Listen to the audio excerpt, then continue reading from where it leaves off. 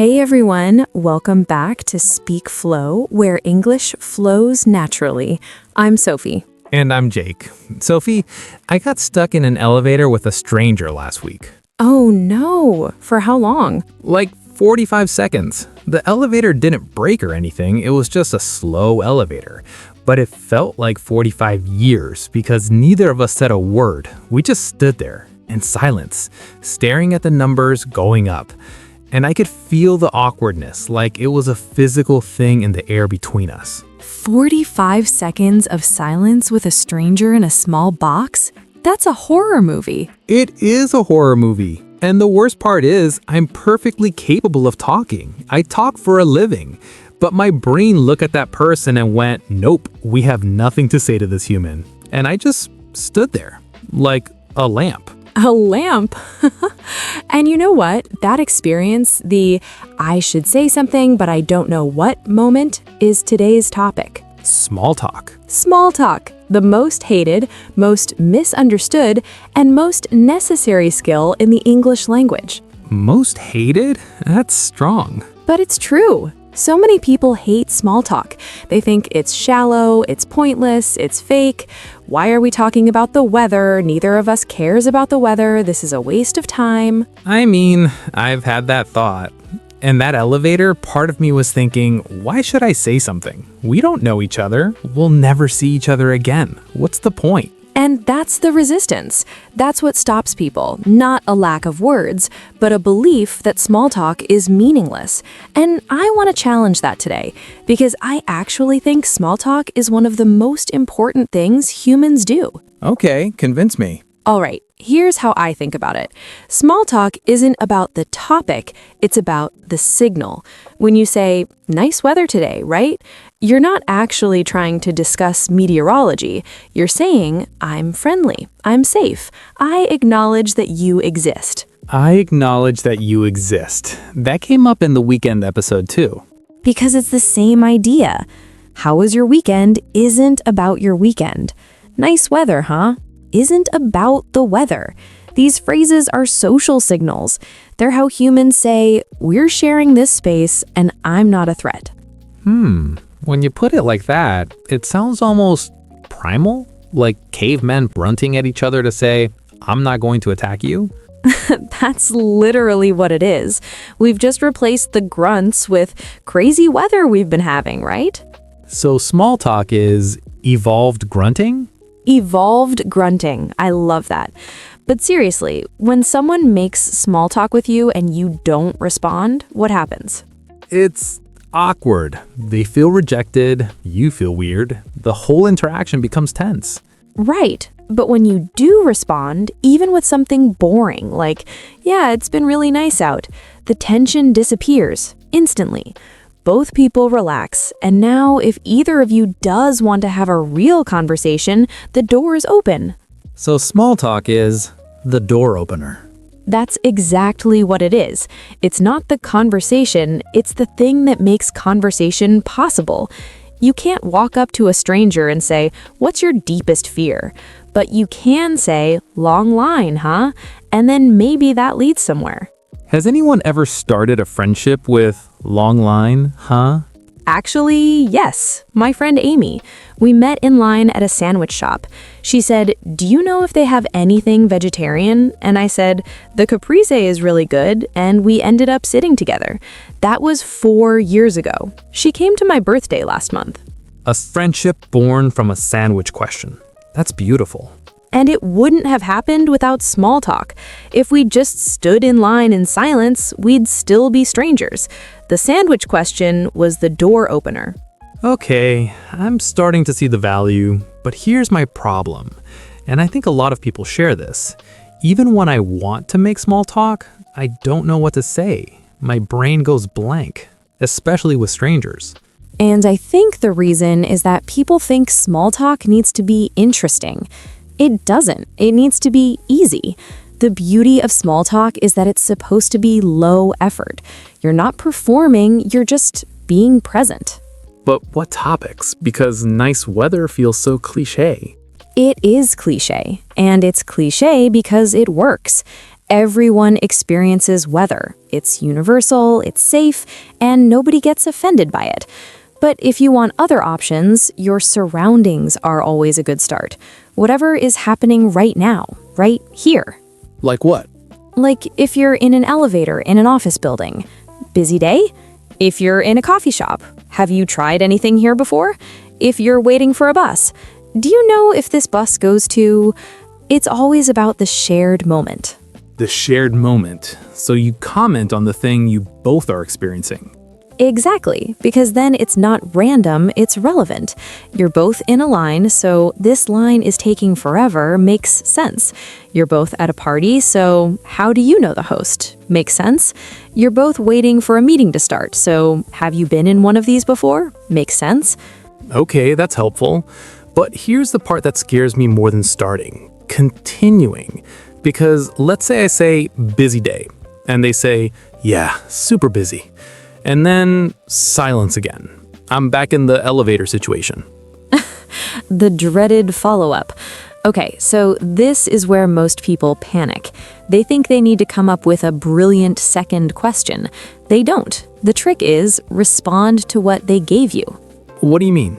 If they say, yeah, super busy, you have options. Same here. That's a complete follow-up. Or, yeah, what's keeping you busy, if you want to go deeper. Or just a reaction. Ugh, I know the feeling. 3 different directions, all easy. Same here. 2 words that count as continuing a conversation? Absolutely. And then they might say, yeah, we have this huge project deadline, and now you're in a real conversation. Or they might say nothing, and the small talk is done. Either way is fine. Not every small talk needs to become a long conversation. That's actually the part I didn't understand. I always thought if I start small talk, I'm committing to a full conversation, and that felt like too much pressure. No, small talk can be 10 seconds. Nice weather. Yeah, beautiful day. Done. Smile. Look at your phone. Nobody is expecting more. It's like a social micro-interaction, a little nod to say, we're both here. Cool. A social micro-interaction. I like that. It takes the pressure off. And here's something I noticed when I was living abroad briefly. In some cultures, this kind of micro-interaction doesn't exist. You ride an elevator in silence, and it's completely normal. Nobody expects you to speak. But in the US and in the UK to some extent, silence between strangers in small spaces feels uncomfortable. It's cultural. So if you come from a culture where elevator silence is normal and you move to the US, suddenly everyone's talking to you. And you think, why is this stranger asking me about the weather? Do they want something? Exactly. And they don't want anything. They're just doing the evolved grunt. I'm friendly, you're friendly. We've acknowledged each other. Great. My mom does this with everyone. At the grocery store, at the doctor's office, in parking lots. She'll talk to absolutely anyone about anything. Oh, those tomatoes look great. Is that a good book? I love your jacket. Your mom is a small talk master. She is, and people love her. Strangers smile at her, help her find things, hold doors for her, because she makes them feel seen. And I think that's a thing, right? Small talk makes people feel noticed. That's it. That's the whole secret. It's not about being clever or interesting. It's about making another person feel like they're not invisible. But there are rules, right? Like topics you should avoid? Oh, absolutely. Small talk has invisible boundaries. In most English-speaking countries, especially the US, you don't ask strangers about money, age, weight, religion, or politics. Those are the big no-go zones. I feel like money is the biggest one. Don't ask someone, how much do you make? Don't ask, how much was your house? Don't even ask, how much did that jacket cost? People get so uncomfortable. Which is funny because in some cultures, those questions are completely normal. How much do you earn is just a factual question. But in American culture, it's incredibly invasive. People would rather tell you about their divorce than their salary. That's really accurate.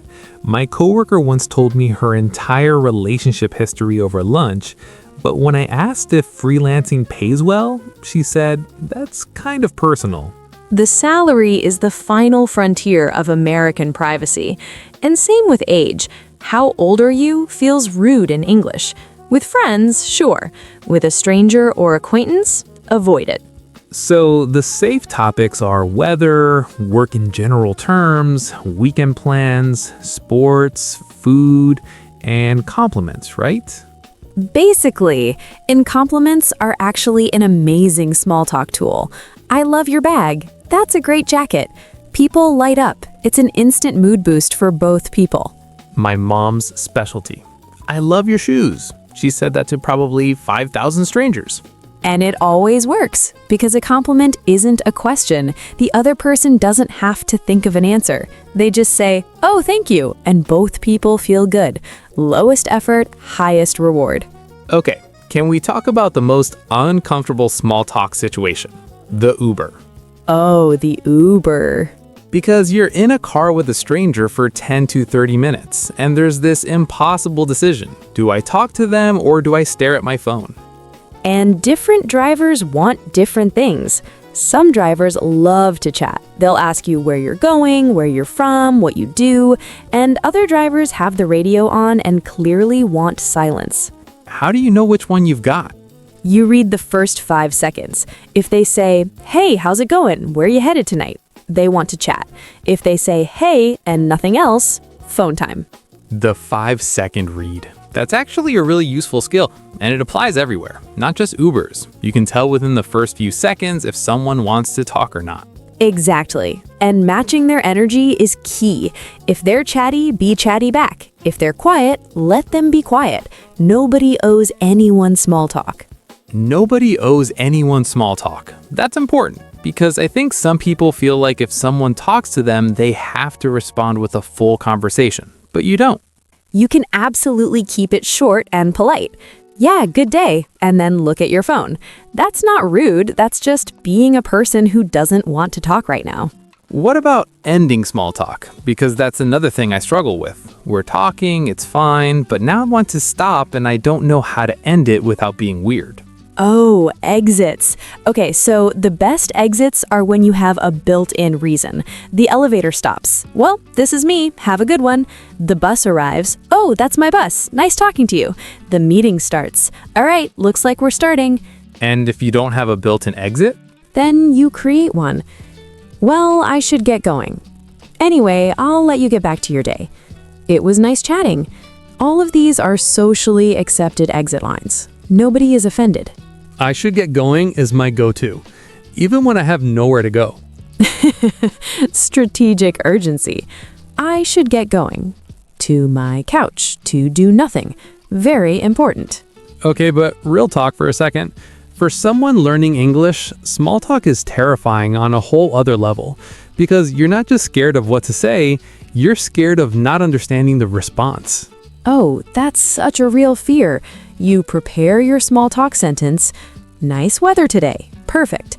You say it, and then the other person responds with, "Yeah, I know, right? I was just telling my wife we should take the dog out to that new park they opened on 5th. Have you been there?" And your brain just goes, error. Because you prepared one sentence, not a whole conversation. And suddenly, you're in a conversation you didn't sign up for. You open the door, and now you can't close it. The door opened too far.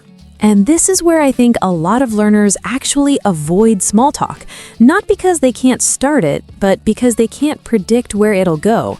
And unpredictability is scary when you're operating in a second language.